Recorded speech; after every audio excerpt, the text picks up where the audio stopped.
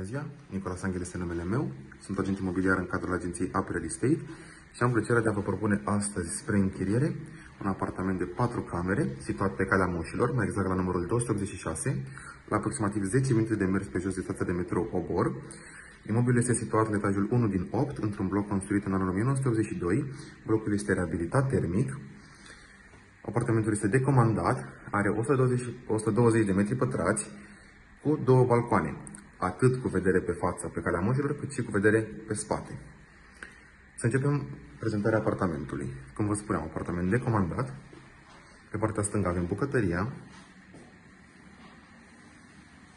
toate electrocasnicele necesare, frigider, aragaz, spațiu de depozitare. Cum vă spuneam, avem 2 balcoane, unul din ele este pe spate.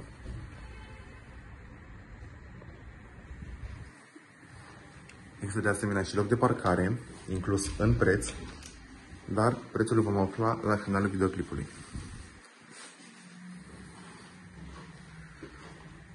Tot pe partea stângă avem un dormitor,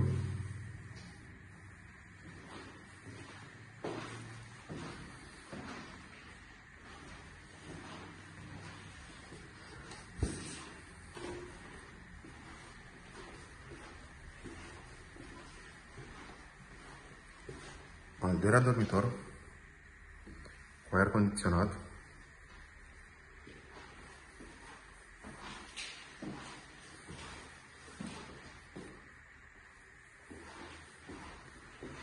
apartamentul beneficiază de 2 băi, ambele cu geam.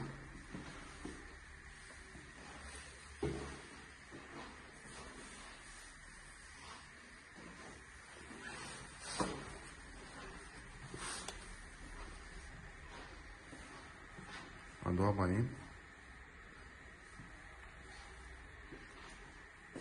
și al treilea dormitor.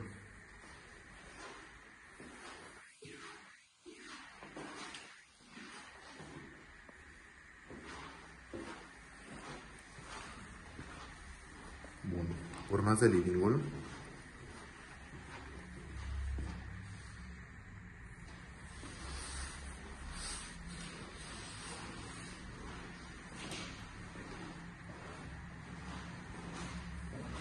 Apartamentul are vedere mixtă, este foarte luminos.